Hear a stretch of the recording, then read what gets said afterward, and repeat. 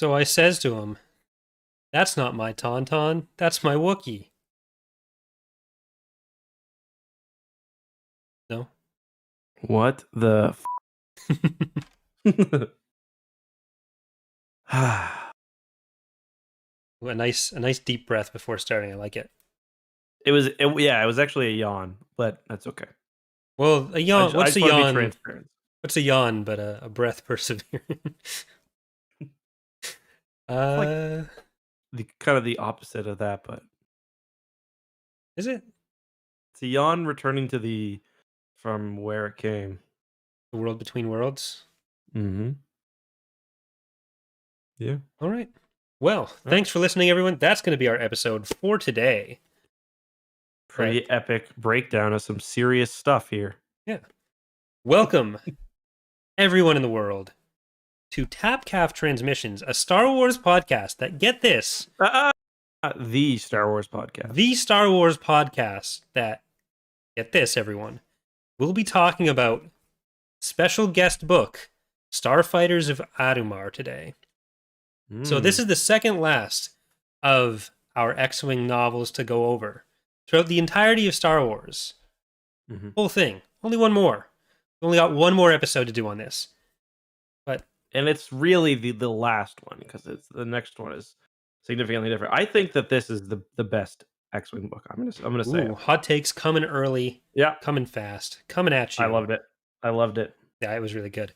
But I am your host for the day, Corey, and joining me as always is my co-host / Doge, Mr. EckhartsLadder.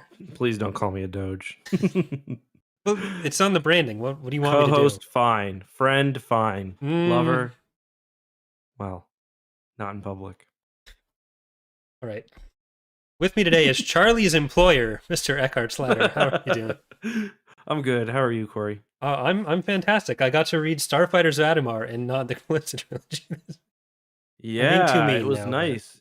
And it's kind of funny too because this book even takes place during book 3 of the Callisto trilogy. There's even a slight reference to it. I mentioned to Leia being off in the Meridian sector doing something. I was like, yeah. They're like, Leia can't come to the phone now. She's off in a far worse book. Well, we'll get into some of the interplay here, I'm sure, because there's some tension, I think, between some different groups of authors going on that you can read between the lines of in this little text here.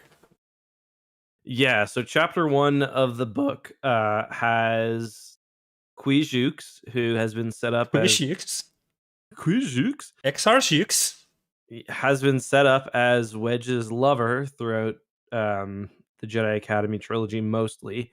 And chapter 1 is just both of them being like, yeah, we're not really feeling it anymore, and just breaking up. Yeah, so this book is written by Aaron Alston, who wrote half of the other X-Wing books along with Michael Stackpole. And there's kind of a bit more continuity, and if you look in the acknowledgments, there's a lot of people like they recognize like Timothy Zahn. Thank Timothy Zahn, Troy Denning, some other Star Wars authors. Notably absent from that list is Kevin J. Anderson and Barbara Hamley. But even though they had been kind of carrying the torch for the past few years. Well, yeah, been doing a lot of the lifting.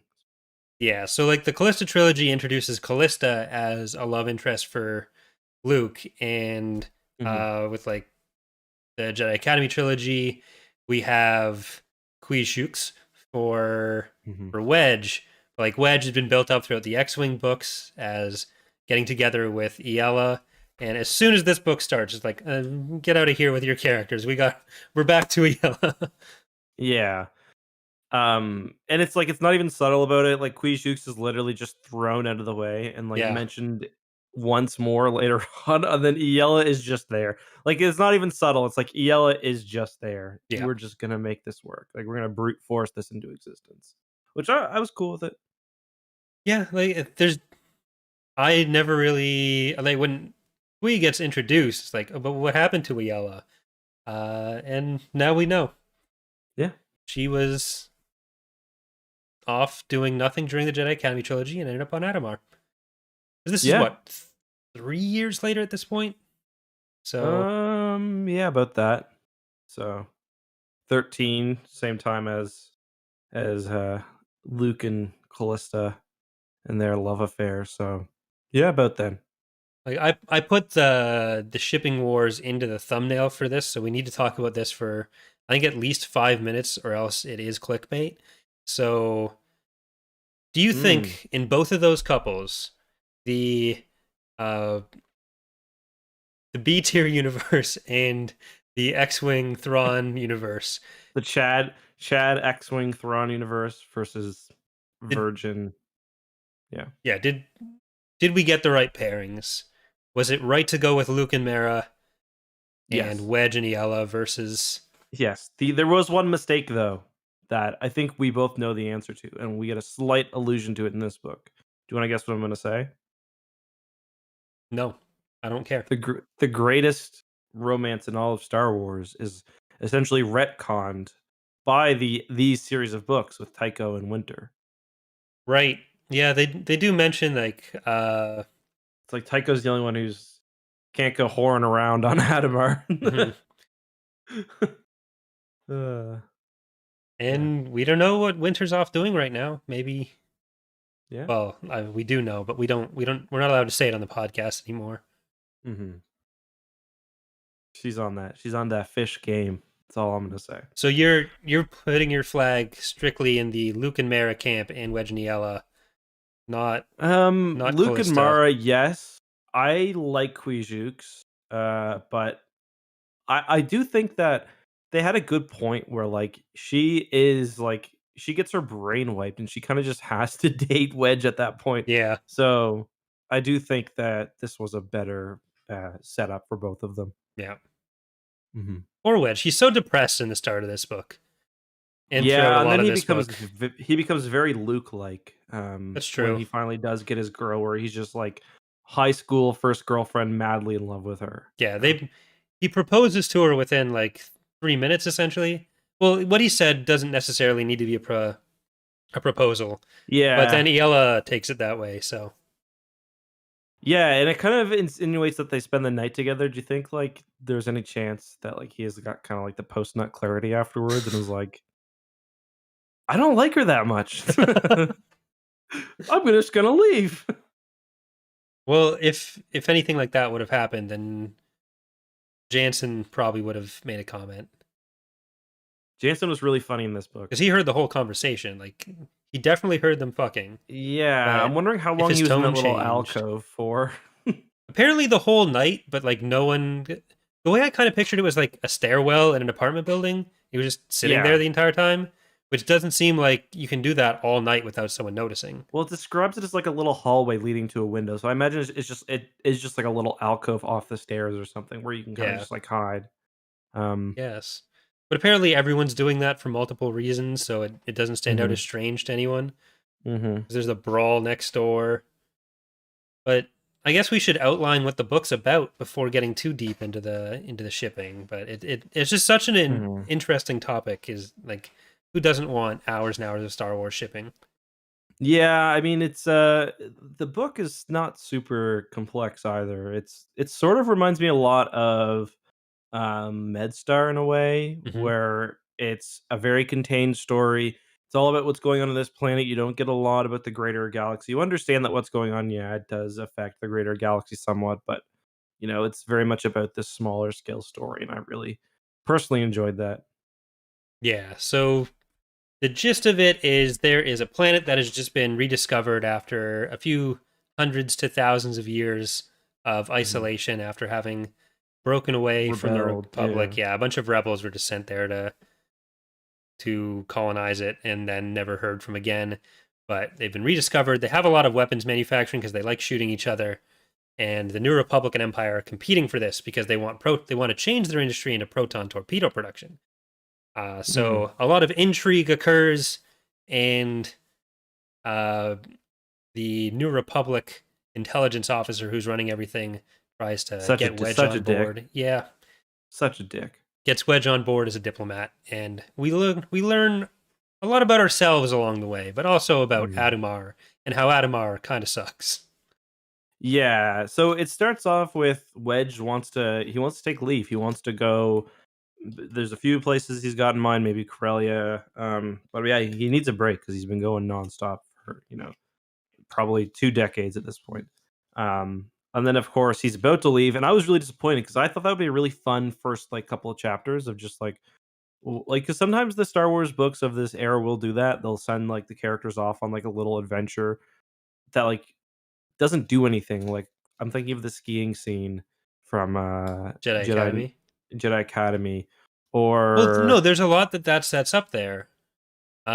Where like Han loves Kip more than his own kids, and that parental abandonment leads to one of their kids dying, one becoming a Sith Lord, and the other almost becoming dark side. So yeah, no, you're right about that. That's a lot to take away from a little skiing trip. Especially the kids are there for that one too. yeah, Although I think they leave early. But it's just clear that Han would much rather spend time with Kip than his mhm. kids.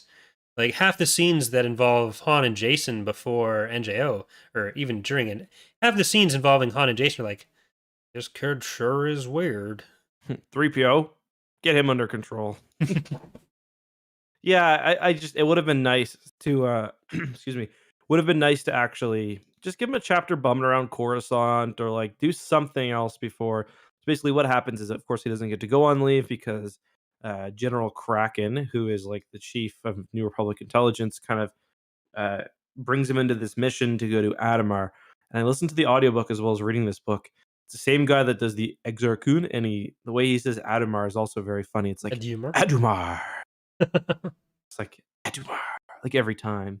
Adumar. It's like it's very very exciting.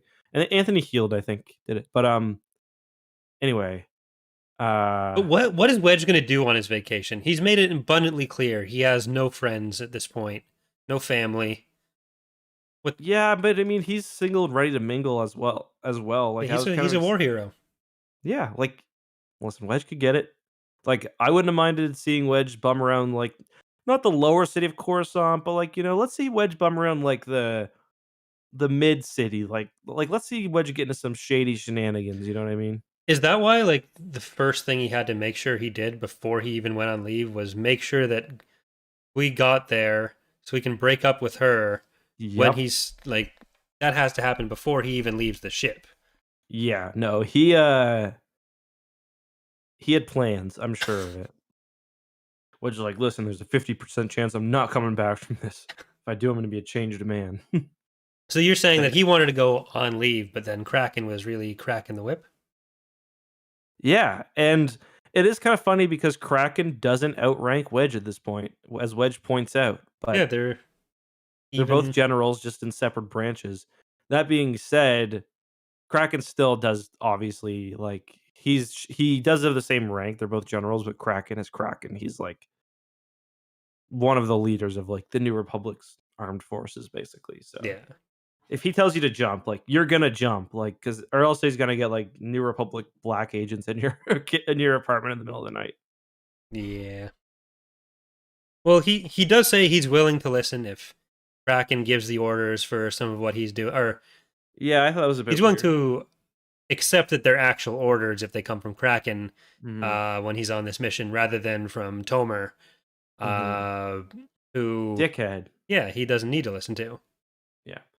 So the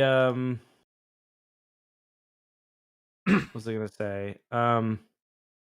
The Adumar is kind of an interesting planet because it's warlike. They're really big on Wedge is chosen as a diplomat to bring the planet in because they really revere starfighter pilots. They've got a big starfighting culture there. Like the Wedge is always being challenged to duels, either like in a starship or literal duels with like these electrical swords on the ground. Um, so it turns out when they get to Adumar that both the New Republic is there, and also the Empire, and specifically Turfinir and the 181st.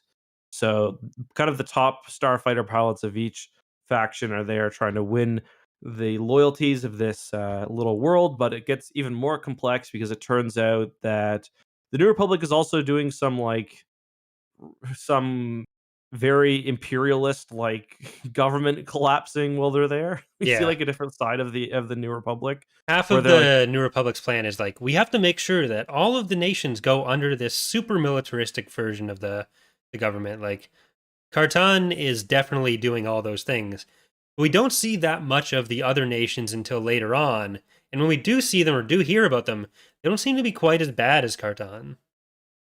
yeah, no, like they're a lot more like it seems like the largest. So that's the largest faction because one thing unique about this plan is there are multiple kind of states or countries, um, and they're actually different. So it's not just at the beginning one planet spanning government. The major one is the largest. It's the most powerful, also the most militaristic, and also the most kind of barbaric and intense. Like people routinely die in starfighter training because it's like we just kill motherfuckers. Like Yeah. If they don't win, they die. Like, training lasers? simulations What are are so, like? Who yeah. are you? Yeah.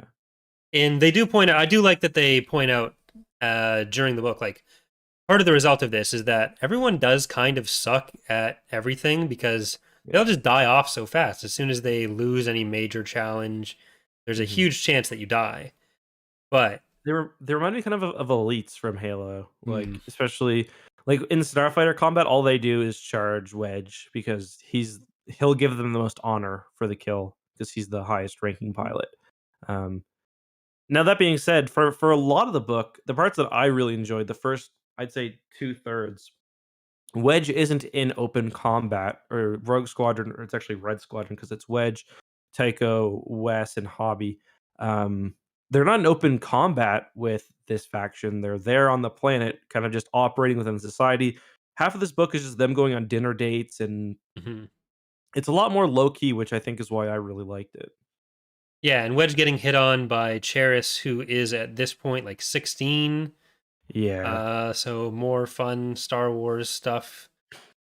But the do you think this book looks different if it's written after episode 1? I Because thought you were gonna say 9/11. no. I don't know why. I was gonna say maybe In a it post is written after 9/11 world, is Starfighters of Adumar different? a But lot more screening flying into the planet, but a lot of this goes into like, oh, we can't possibly let them in without a world government.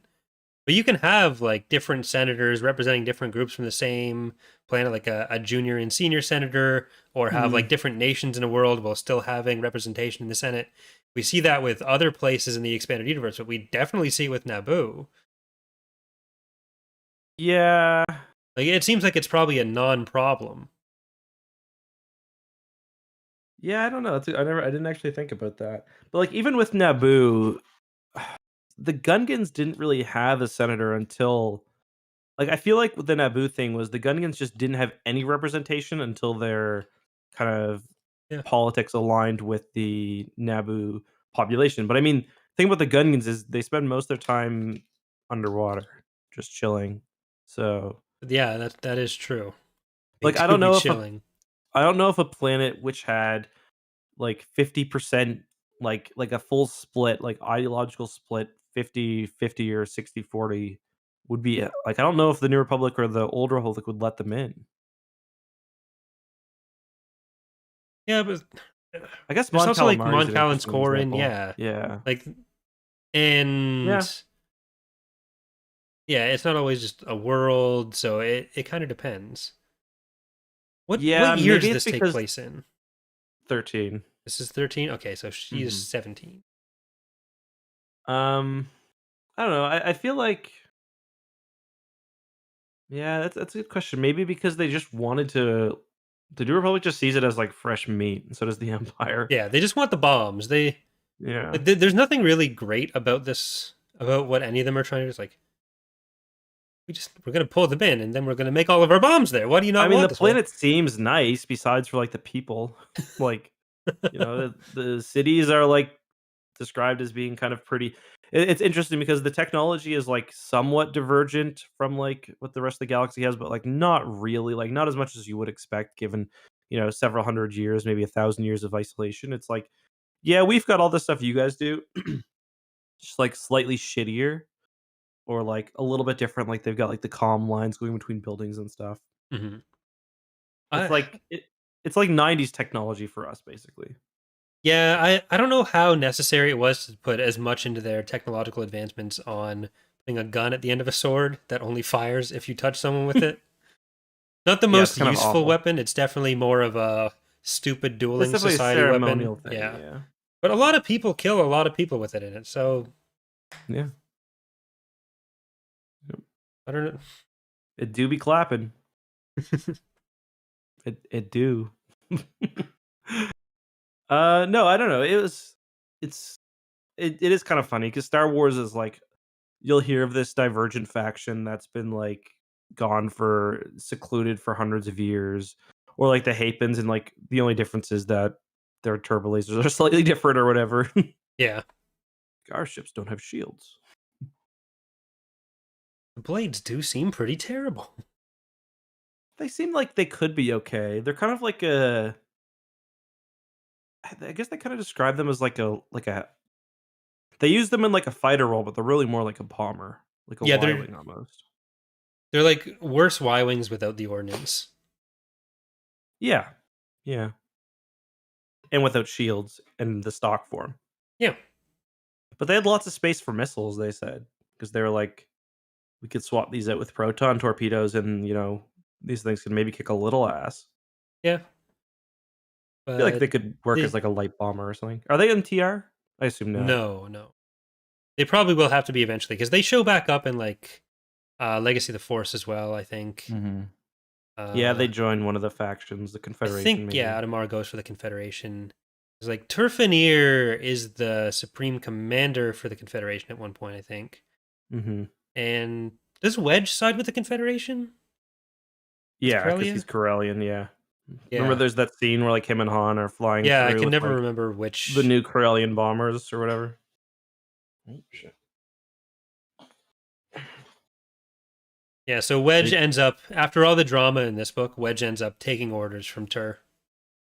Yeah, and that's like why one thing I was thinking about too, like Star Wars does lose a lot when there's not a book centered around a character. Like Wedge is written quite well in this book. Just makes me think about like how in like Legacy of the Force, when it's like it's just like Wedge just doesn't have the same nuance written to his character. Like they don't have the time to go through the same decisions. Like a lot of this book is, so as we described, Adam Adumar is really big into dueling for honor, and Wedge and Turfanier are just way better than the pilots there. Yeah. And they're just like scrapping them. Like it's not even close. Mm-hmm. So Wedge kind of comes up with the idea that we don't actually need to scrap everybody. What if we We don't can, murder half? yeah, like what if we just use like false laser, or like down powered lasers, and like dummy torpedoes.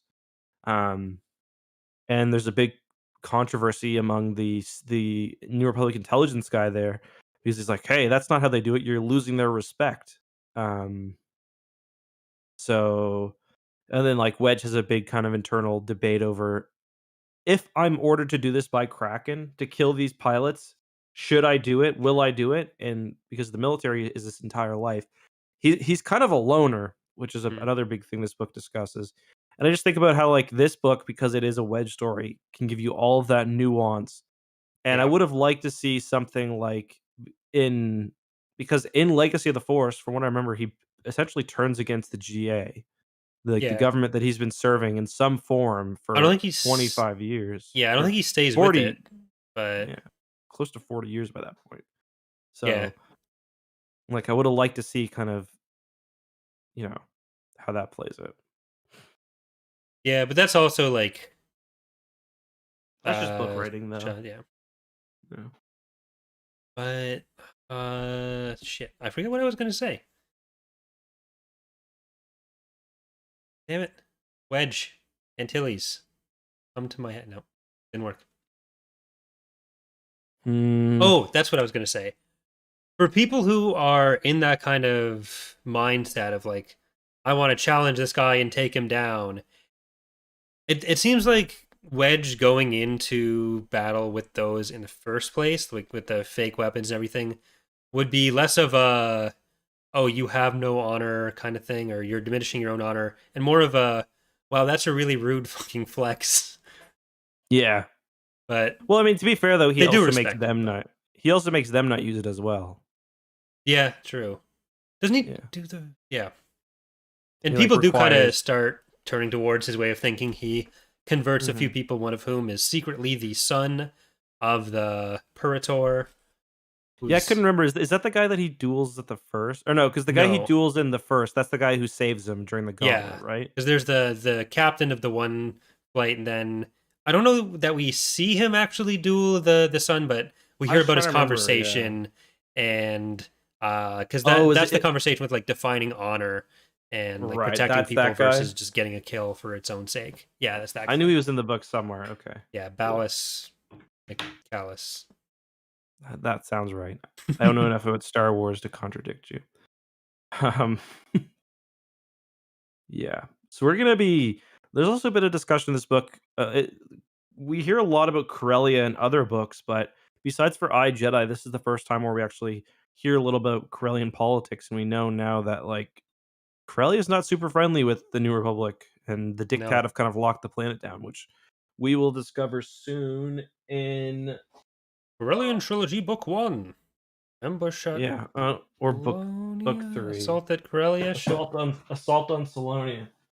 There it is. No, that's book 2. Shit, which one's book 1? Is it Ambush at Corellia, then Assault on Salonia, then Showdown at Centerpoint? Yeah, must be. Yeah, there's a whole trilogy about that, and the Solo kids. So that ties in really well with the Young Jedi Knights books that we're reading.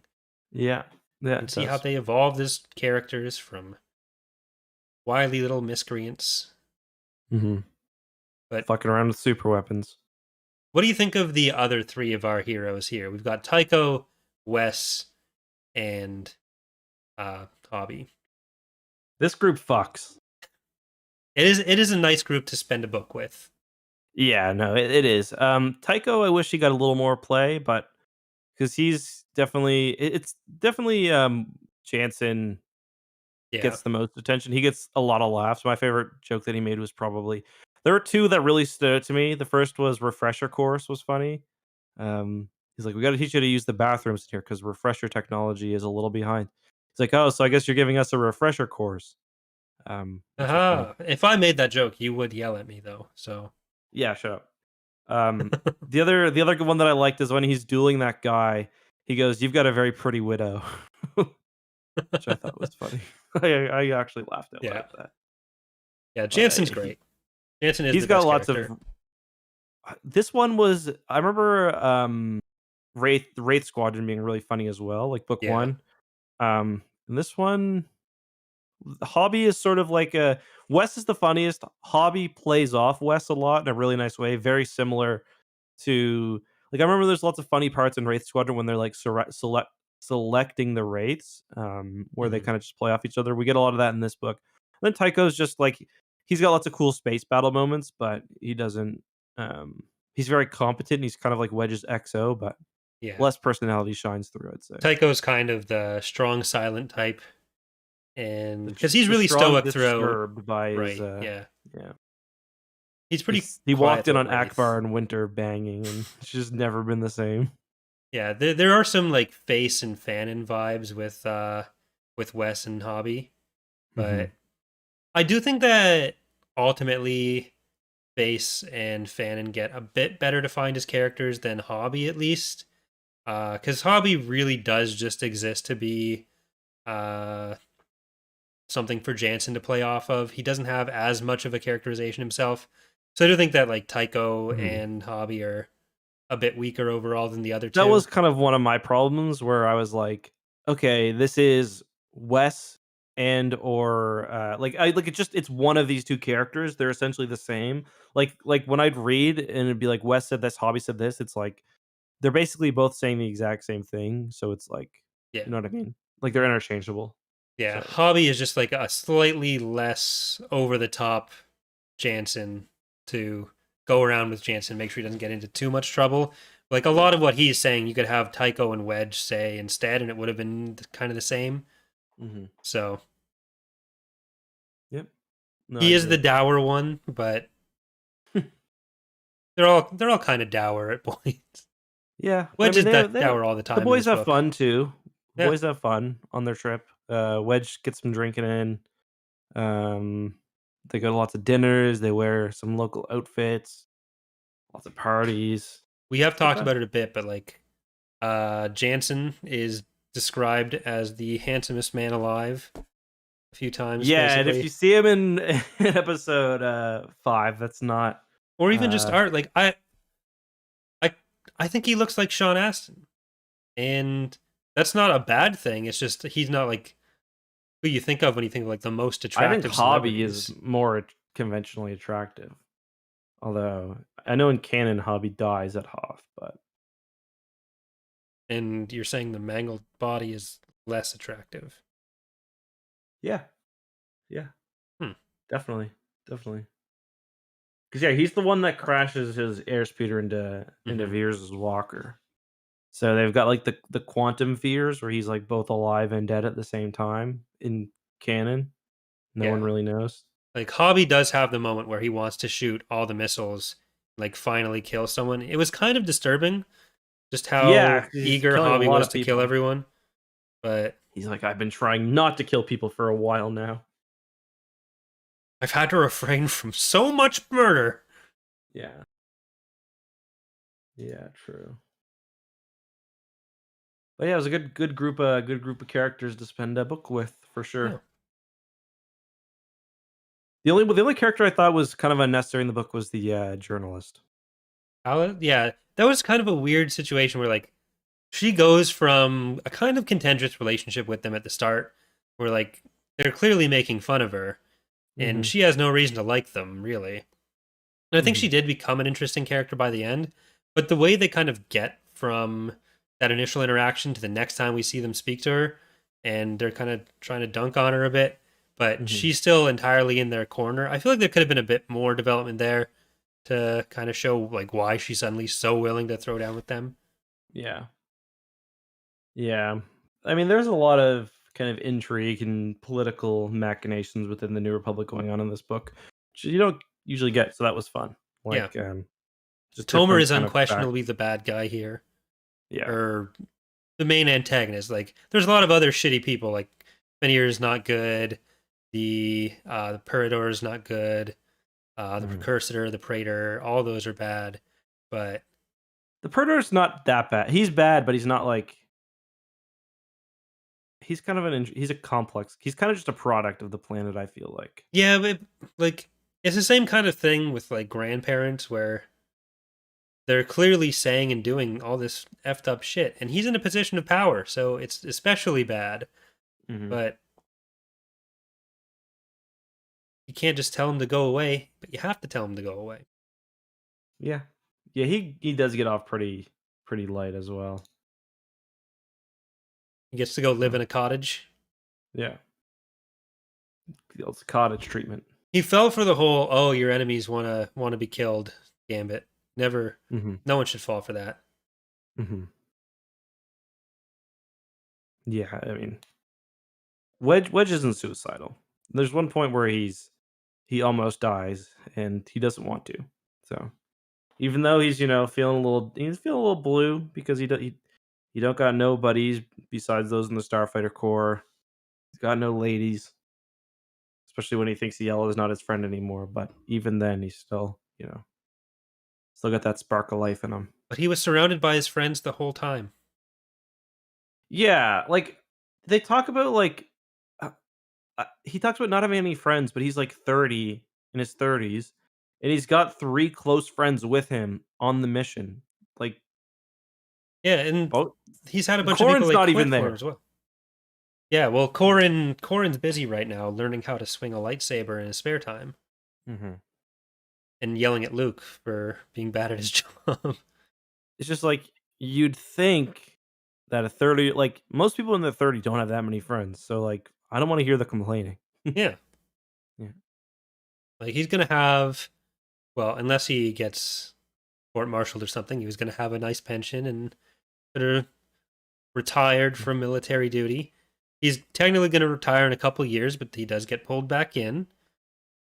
He's a general, so he's got a big pimpin' Coruscant department. He's got a big pimpin' apartment on Lusankya. Well, quarters on Lusankya. Yeah. Just fun to talk about. But how likely or how risky is Tomer's plan? Because there's a documentary in there, right? He's aware of this. He doesn't really do much to shut her down. And yeah, no one's allowed to get messages out for the entire thing. But he's expecting that at some point in this, to make sure that no word gets back to Kraken and Leia, literally everyone has to die and no one will question it. Yeah. And nobody in the Star Destroyer will think it's kind of shitty that their greatest starfighter pilot died. And yeah. Yeah. And no one in the Star Destroyer will report back to Kraken that, oh yeah, we were told not to accept any transmissions from the surface where literally all of our agents were dying. It's like, yeah, why did you do that? There were a few holes in this plan. Mm-hmm. Even just aside from the fact that Leia needs to be gone, that Kraken needs to not wonder what's happening with anything. This was never going to work for him. No, it's a shitty plan. Yeah. It's just not good. It's not good. So I think it's really weird that Wedge offers him a place in Rogue Squadron afterwards. I was waiting for that with the 17-year-old. Does she join Rogue or Wraith? I don't think she joins either. I think she's just in one of them, I'm pretty sure. Oh, really? Okay. Because she's in Legacy of the Force. I think she's in it in Rogue Squadron or Wraith Squadron. She just gets the classic every Rogue Squadron book, I think, literally every X-Wing book has that moment where somebody who's been around figures out that they're actually kind of an epic pilot. Yeah. Oh, my inner ear problem's fixed. Oh, I can fly now. Yeah, exactly. What's her name? What's the Bothan? She was in Raycal Squadron. So she was in Legacy of the Force with Wedge, but she wasn't in Rogue. Okay. Gotcha. But sorry, Bothan? Yeah, what's the name of the Bothan that Darklighter falls in love with again? Don't they just find her in Coruscant randomly? Yeah. Isn't she just randomly on Coruscant and then? Do they find her? Because or no, she's like a plant. Yeah, that was a weird one. Yeah. And then she ends up teaching at the Bothan Academy and teaches Rafay, I think. Well, implied, but pretty clearly. Yeah. All the characters that get introduced like that do end up living forever, and they always stay in the squadron. A lot of the Wraiths, if they can make it through the new Jedi or through the new Jedi Order, pretty much every character in Star Wars is fine at that point. Yeah, except for Jason and Mara. Kyle survives getting cut in half, fully in half.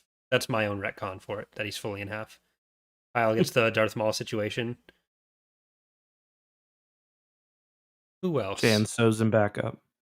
Justina Lobi. That doesn't end. No, wait, does Justina live?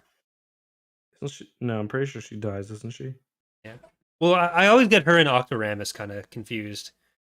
Doesn't Gariel Capizin die? Was that in New Jedi Order? No, she I think dies in Corellian Trilogy. Okay. Because Luke ends up being the godparent to her daughter. Yeah, and then her daughter becomes a terrorist, right? Yeah, and Jaina deals with her in. Luke becomes a godparent. Luke doesn't check up on. Apparently he does. Apparently they were pretty close off screen. Never gets mentioned again until that point.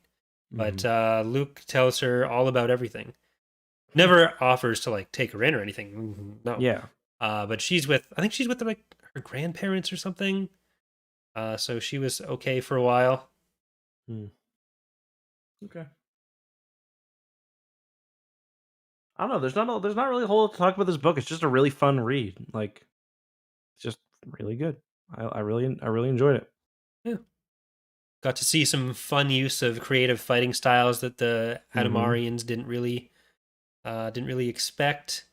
Got to see some starfighter combat, though none of the starfighter combat was really that high stakes.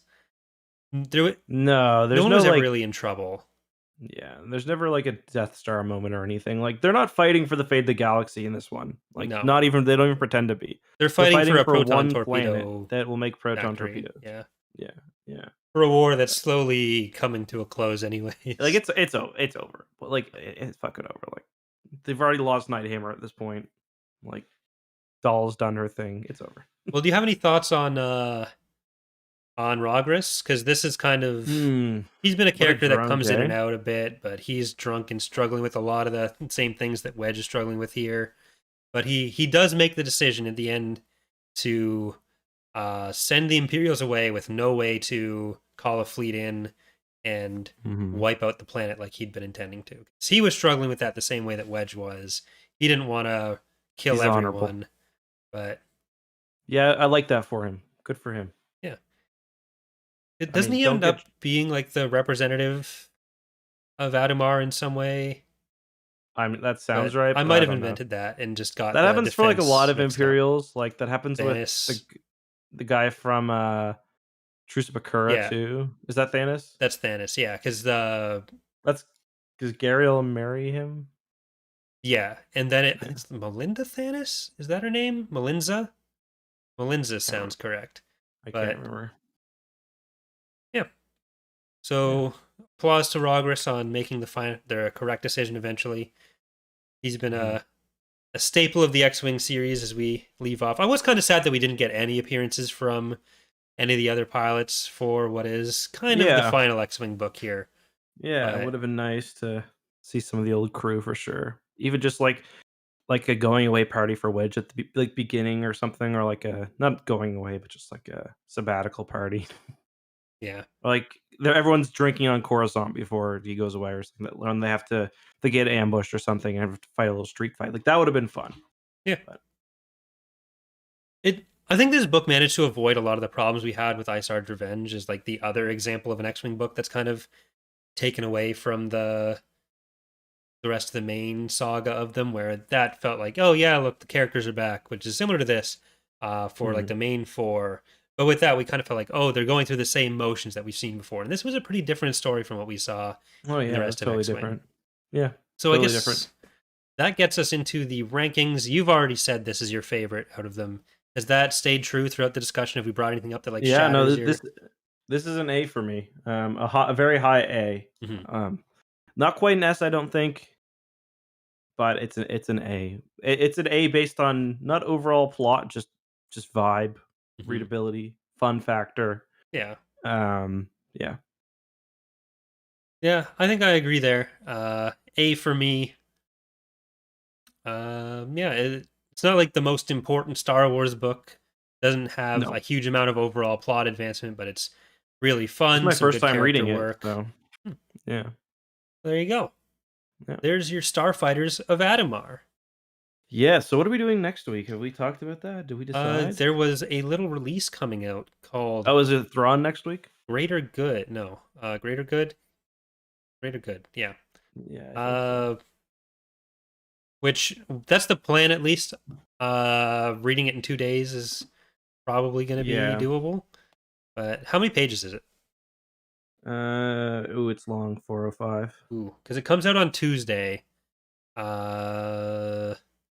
We could do it the week after. I'm fine with that. I emailed them to see about getting it earlier, so there's still a possibility you do. Okay. A digital version. So we'll say either Greater Good or...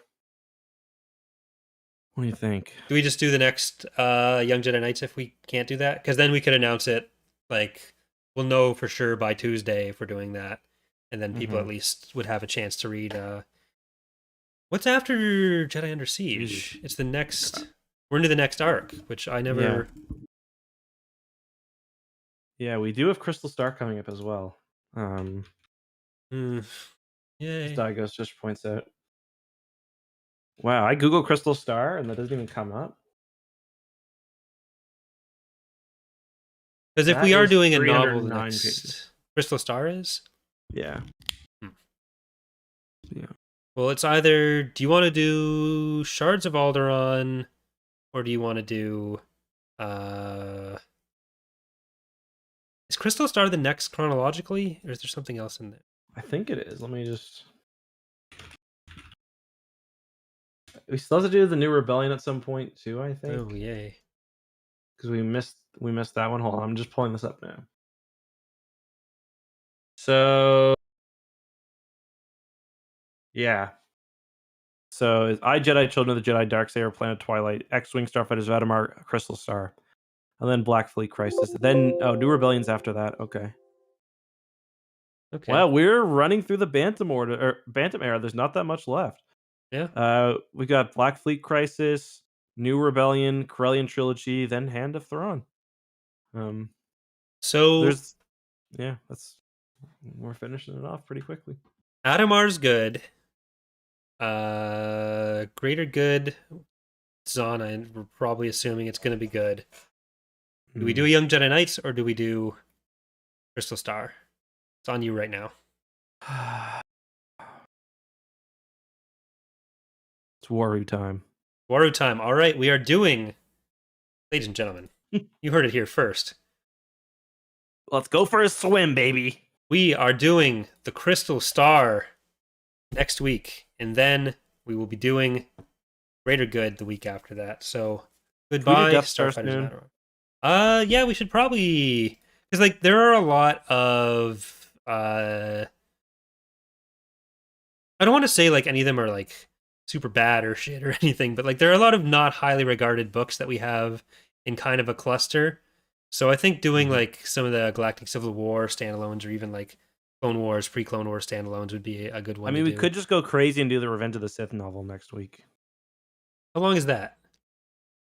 We committed to Crystal Star. We did it. We don't want to have like Starfighters of Adumar, Revenge of the Sith novel, and then Greater Good, because that's a lot of heavy hitters being put out all at once. It's long too. It's 420 pages. Yeah, dank. We're doing Crystal Star.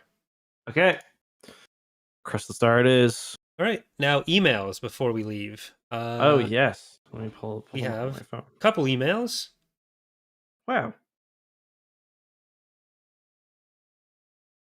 The first we have comes from Cedric, who says, "Hello, Tapcaf. I have 2 questions today. First off, how do you think the history of Adumar and Nom Corios compare, with both of them being planets where enemies were exiled? Of course, they're both very different now, but I think they might have a similar background." So that is a bit of a connection between our last 2 books, Adumar and Planet of Twilight. Yeah, but I don't think that they're not exiled to Adumar. From what I remember, I think they say that they specifically colonize it after they're exiled from their planet. Yeah. Whereas like they're sent to Nom Chorios and then the guns are put up. I think that's one difference. I mean, we also get something similar with Dathomir as well. Yeah. And like there's more of like a political enemy side of Nom Corios. Nom Corios also is just really shitty. Yeah, in near history, whereas like Adumar is, you were all very rebellious and militaristic. Go live on this planet. I'm not sure which is the Space Australia, but one of them is Space Australia. Based on the bugs, I'm gonna say Nom Chorios. That's fair. Yeah, Drox are. You think there's any spiders in Drop Bear? Ladies and gentlemen, we cracked it. We cracked it. The second. Can you read the next one? I'm looking up. See if we got any new reviews. The second question from Cedric is, why are they Red Flight? I think all of them except Wedge are in Rogue Squadron, so they're familiar with Rogue call sign, but since it's different, it might be confusing at times.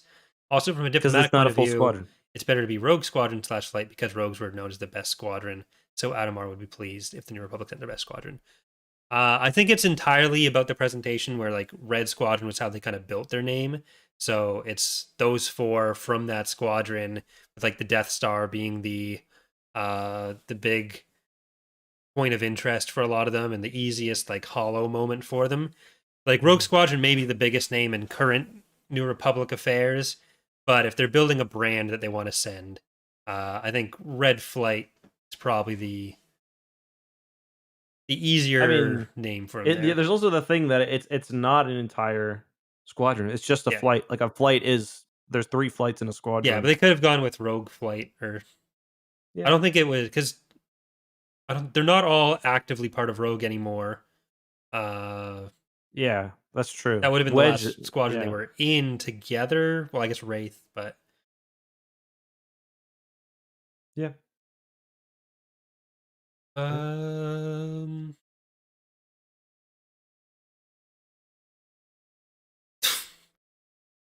Our next email comes from D, who says, "Hey there, I just looked over the YouTube profile and came across some good music tracks you uploaded.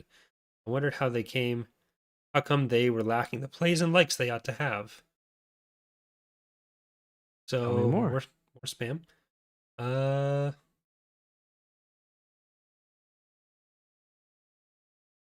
Then we have a question from Hunter, who says, "Hey, I have a quick question about your hopes for Bad Batch. I recently reread through Star Wars Allegiance, and I'm seeing similarities between the Hand of Judgment and the Bad Batch. You think they will I take in just a thought of similar something, direction?" Corey. What's that? Bad Batch comes out in 2 weeks. That is true. So we should try to do Thrawn next week. We I'll see if I should. can get you an early copy. If not, I'll just send you mine. Just don't tell Del Rey. Oh shit! That was a joke. Excise this? Joke? Yeah, it's just a joke. Okay. So if I have to, I will read it in 2 days next week, because we do have Bad Batch, and the premiere should be its own episode in the week. Yes. So very sorry to all the Crystal Star fans out there. We baited you real hard there, Joey. I'm sorry, buddy. Like, you'll get it eventually. We're edging you. We're edging you, just like Waru. We'll do our own private. So what we'll do is we'll record Crystal Star next week. No. And then we won't release it for a few weeks. So you'll know it's out there somewhere. Oh yeah, no, that sounds right to me. But yeah, Bad Batch and Hand of Judgment. Any Oh, sorry. What was the event? What was the actual question? I kind of went crazy and talked over the question. So Hunter said, "I have a quick question about your hopes for the Bad Batch. Recently read through Star Wars Allegiance, and I'm seeing similarities between the Hand of Judgment and Bad Batch. Do you think they'll take it in a similar direction with them becoming vigilantes or something similar? Or do you think they'll stick with them being rebels?" I don't think so. Like, the thing with the Hand of Judgment is they were like actively trying to still do the good things the Empire was doing. What they believed what the good things the Empire was doing. I don't think the Bad Batch is going to be doing that. I think for a while at least they're just going to try to be surviving and maybe help out this girl that they have. Yeah, like I can see. I do think they'll end up joining the rebels at some point in the future. I wouldn't be surprised. But there's some serious Rex vibes there. So maybe we'll get like Rex and Echo. But yeah, because like the Hand of Judgment was definitely more of the we like what the Empire stands for, but it's not doing it right. So we're going to go to this other empire that's also shitty in some ways. But there's definitely some parallels there for sure. Yep. Our next questions come from Hans, who says, "I know you guys don't really focus much on the Old Republic era, but I was wondering if you thought of the Revan novel, if you've read it, or what you thought of the Revan novel. I noticed a lot of people have issues with it due to retconning a lot of things that were established in the KOTOR games. And have you ever thought about making a Halo episode for the podcast? Maybe just talking about novels such as Fall of Reach, or talking about the games, especially 3. Which is the best? No question." So yeah, so I don't think I've read Revan. Maybe? I'm not sure. I don't think I have either. We're definitely going to get to it at some point, so we'll probably have like a bigger discussion about all those things. So like that's definitely a thing with like the books versus KOTOR versus Tor, and how Revan gets presented and developed. So we'll definitely have a broader discussion of that topic. We're probably not really prepared to have it now, but for the Halo thing, we did talk about wanting to do maybe a Halo book like The Flood, for an episode of Tapcaf at some point. I think Fall of Reach would probably be the best one to do. Okay, yeah, we'll definitely do something Halo-y at some point, and then we will no longer we could get to all of them like podcasts. Eventually, like do one every 3 months or one every 6 months or whatever. There's How many like books are there? There's a lot, but we could do all the classic ones pretty quickly. Like I'm on I think my 5th book right now, and I'm nearly through like the classic era of them. But yeah, they're a good read. They're a good read. Yeah. So like on Star Wars stuff, we do get a few pretty common questions like, are you going to cover X? And our goal is to cover pretty much everything. Yeah. Well, there is that one thing, but we don't talk about. Oh yeah, let's not talk about that. Our last question for the day comes from Javier, who says, "Hey Justin, hey Corey, not a Star Wars question. A while back, there were rumors about a Halo series that Amazon Prime wanted to do, which got me thinking. A series following Vice Admiral Preston Cole in the same vein as The Expanse would be awesome. Curious to see what you guys think." Yeah, so this is kind of a question. So first of all, there is a Halo series in development. It's not by Amazon. It's by FX. Is it? Showtime, maybe? Who is it? Just one second. I'm curious. I want to. Paramount Plus. Oh God. That's CBS All Access got renamed to that, I think. Yikes. I didn't think they'd be I okay. Yeah, I've got very, very little hope. I know this isn't your question. I've got very, very little hope for this series, and I think generally people are not super positive on it. But anyway, your Oh, question of what? no, you can go. You sure? Yeah, I just found there was another email that had been opened and not read, so Oh, you okay. can.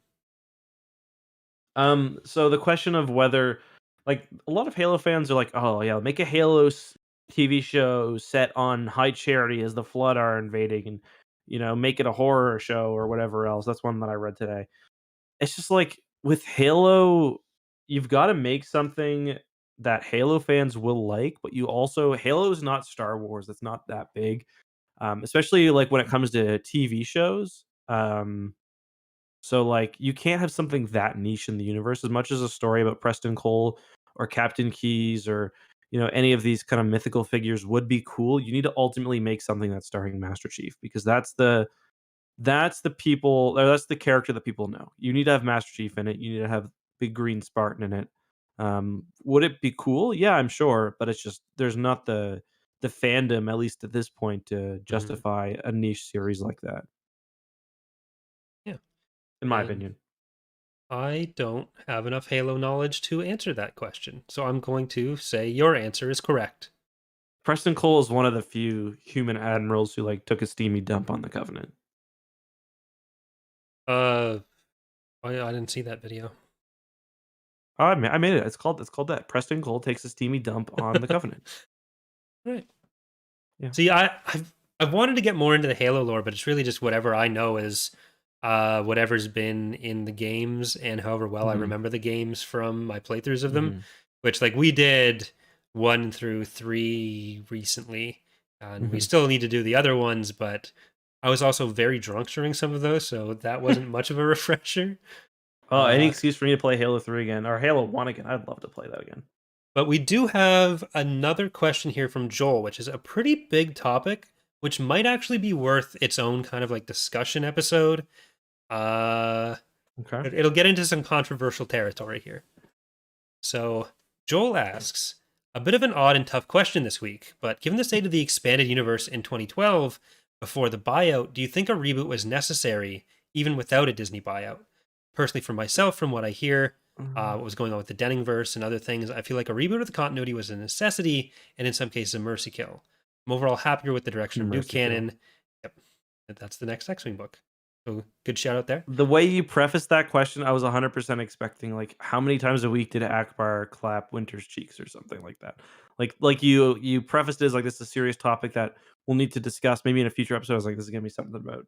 No, I was being sincere. Am I I don't not think they allowed? needed a canon. I don't think they needed a canon reboot. No. Yeah, I agree. Um, I think if they wanted to do movies, they mhm. probably did. It's Yeah. No. very For hard to for sure. do, especially like if you want to have Luke Han and Leia in movies, Yeah. because no one's making an adaptation of Dark Nest or NJO. Except for me. Uh, that would be your Every number day one I go. choice. Every day I go out in the backyard and collect a few ants. It's like we're getting closer to Denning's vision. Like I like NJO Plus was kind of like my biggest thing for Star Wars.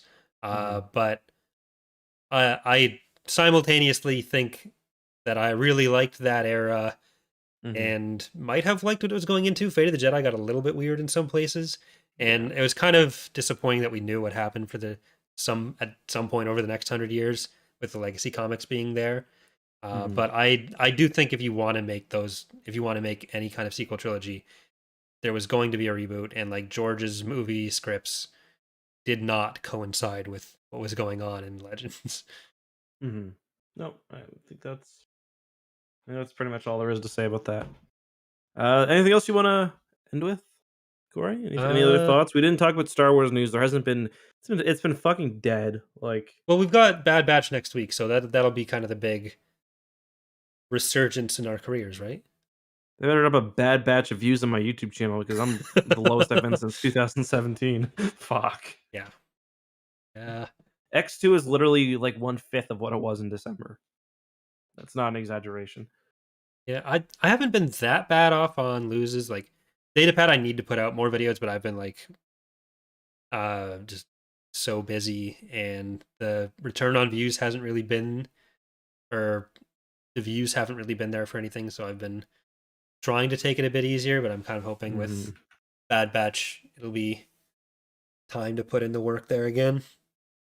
Stupid EAW I did a mode. sponsored video today, and I'm like, fuck, I feel bad for Audible. just DOA. But oh well. Should I got a view guarantee? That's a lesson for everyone out there. Always get a view guarantee. No, but they've got like a 12-month contract with them. They've been on for more than a few bangers, so it's worked out for them all in all. We have in 24 minutes a stream where we're going to be playing some Overcooked 2. So if you like us being friends right now, come back in an hour and we will be yelling at each other and Charlie trying to make food while I relive my fast food service career PTSD. Oh no. Yeah, I was gonna say this is gonna hit you different. Did you ever work in like food service? I was a dishwasher at Smitty's, which is like a breakfast restaurant. So I did like some food prep, but I don't know if that really counts. Going to do the dishes was like the reprieve after. Oh man, dishwashing at Smitty's was awful. Towards the end of my storied tenure there, I was like on the grill for a few things. Like I was doing like pancakes and like hash browns and French fries and like the occasional hamburger, and like that was nice because I didn't have to clean up. But like we got so many dishes because like every order of food automatically came with like a cup of coffee. So like I would throw out so much coffee a day, and like I remember the pants that I wore when I quit the job. I should have thrown them away. Like I had like 2 or 3 pairs of jeans that were just work pants. They just fucking stank of stale coffee. Yeah. Awful. All right. Well, if you guys want to get a continuation of this fun conversation about past jobs, service industry. If you want to make me return to the service industry, keep up with the views on the channel. It's not your fault, everyone. He doesn't mean it. I'm fine. I'm just joking. All right. Well, thanks for listening, everyone. Thanks for watching. That'll be over on Corey Loses and X2 for some Overcooked action. Next week will be Thrawn. I will be powering through it. We will be doing it for the greater good. Sorry, Crystal Star stands. Week after that, Bad Batch premiere. And yeah. And by then I'll have lost my stomach to do Crystal Star, so it'll be pushed off a few more weeks. Yeah, we like let's do Jedi Prince first. Let's do we walked to the end of that diving board and then chickened right out. Yeah, not even that. We jumped off and then on the way down turned around like Luke over the Sarlacc pit, grabbed it and flipped back up and said, "No, bitch, Bad Batch." It's like, could somebody meme that scene? Like, have Crystal Star be the Sarlacc and like us walking out to it, and then like have like Disney Plus being R2D2 and us about to jump into the Crystal Star Sarlacc pit, and then Disney Plus R2D2 shooting up the Bad Batch at us. Okay. That'd be fucking hilarious.